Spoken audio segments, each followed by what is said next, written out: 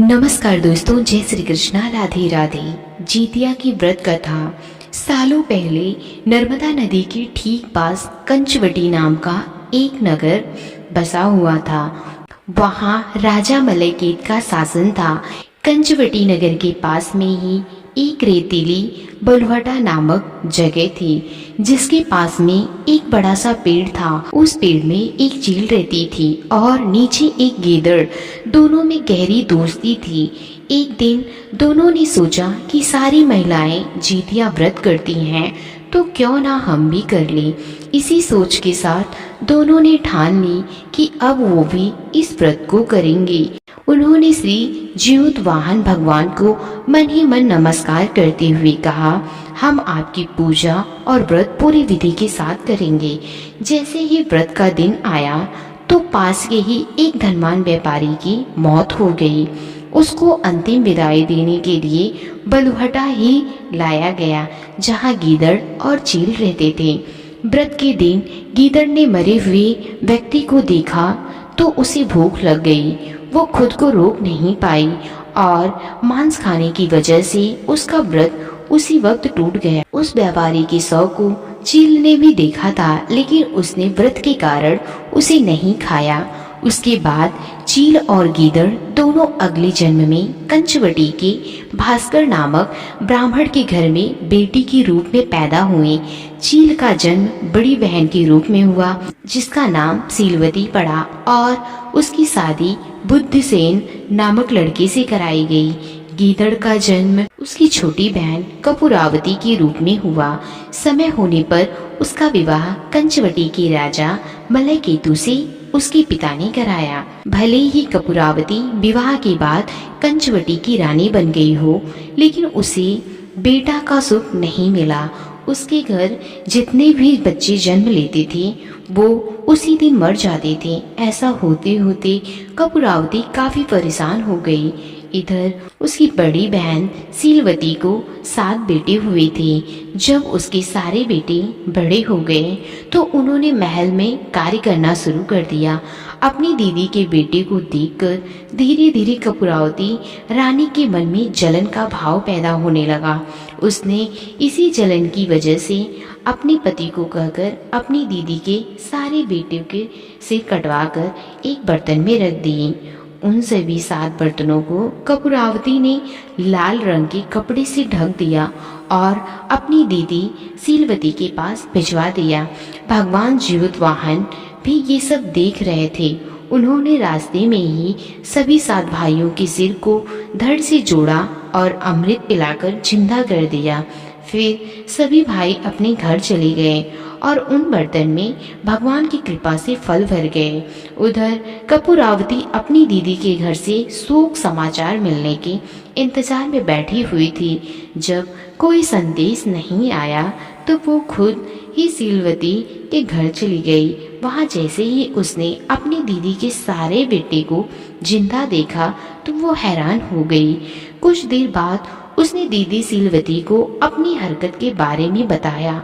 उसने कहा कि किस तरह से उसने बर्तनों में उसके बेटों के सिर काटकर डाल दिए थे और जोर जोर से रोने लगी।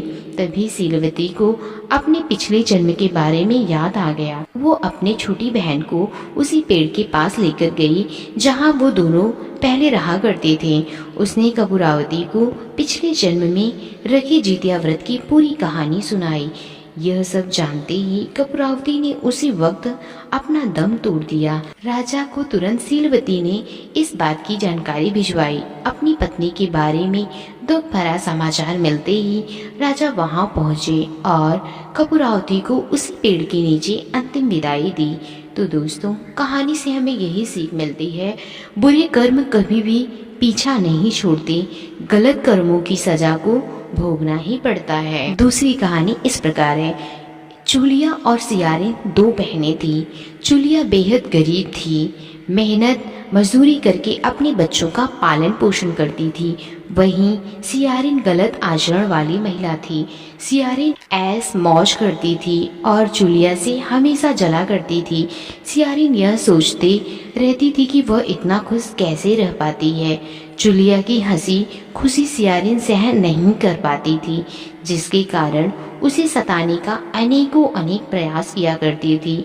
यहाँ तक कि कई बार जूलिया के बच्चों को मारने की कोशिश भी कर चुकी थी, किंतु जूलिया के व्रत और तपस्या के कारण उसका बच्चा सदैव सुरक्षित बच जाया करता था। एक दिन की बात है कि सियारिन जूलिया के बच्चों को लेकर लकड़ी चुनने जंगल जाती है। वहाँ लकड़ी चुनते चुनते जब बच्चे थक जाते हैं तो बच्चों को वहीं कुछ देर विश्राम करने को कहती है।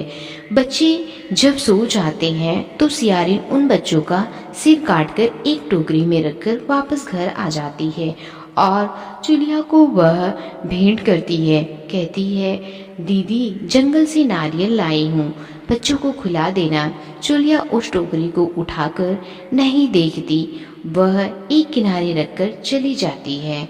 जूलिया अपने बच्चों के आने की प्रतीक्षा करती रहती है। शाम से रात हो जाती है किंतु बच्चे वापस नहीं आते हैं। इसके कारण जूलिया बेहद परेशान हो जाती है। पहर दोपहर 4 पहर बीतने के बाद भी जब बच्चे घर नहीं आते तो एक माँ की दिल की पीड़ा चीख पुकार और रोग में तब्दील हो जाती है। सारा गांव गहन निद्रा में सो जाता है, किंतु जूलिया बड़े ही करुण स्वर में जोर जोर से रो रही थी। उस दिन शंकर पार्वती पृथ्वी पर भ्रमण करने के लिए निकलते हैं। इस कारण स्वर को सुनकर पार्वती से रहा नहीं गया। उन्होंने महादेव से कहा, हे प्रभु, कोई दुखियारिन रो रही है और उसके रोने में एक करुण स्वर छुपा है। मुझसे बर्दाश्त नहीं हो पा रहा, चलकर देखना चाहिए। महादेव ने कहा, हे पार्वती, यह मृत्यु लोक है, यहाँ यह सब साधारण सी बात है। यहाँ सब मोह माया लगा रहता है, क्योंकि पार्वती हट पर रहती हैं और महादेव को पार्वती के हट के सामने झुकना ही रहता है और जूलिया के पास पहुँचे उसके पीड़ा का कारण जानते हैं। जूलिया से उसके रोने का कारण पूछा तो जूलिया ने पूरी घटना को विस्तार से बता दिया। अभी तक मेरे बच्चे घर नहीं लौट कर आए। शंकर जी ने ध्यान लगाया तो उन्होंने जूलिया के बच्चों को जंगल में मृत्यु के शैया पर लेटा हुआ पाया।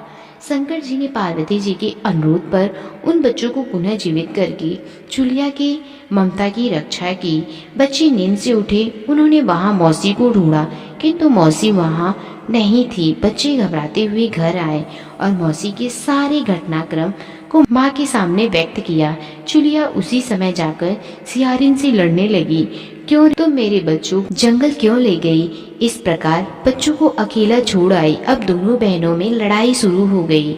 लड़ाई 7 दिन 7 रात तक चलती रही, किंतु लड़ाई का कोई हल नहीं निकला। गांव वालों ने जंगल में तपस्वी के पास इसका निर्णय करने के लिए भेजा।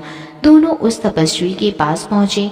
तपस्वी ने दोनों की घटना को सुना और आदेश दिया कि तुम दोनों पास खेल रहे बच्चे के बाल को पकड़कर घसीटते हुए मेरे पास जल्दी लेकर आओ, मैं इसका निर्णय करूंगा।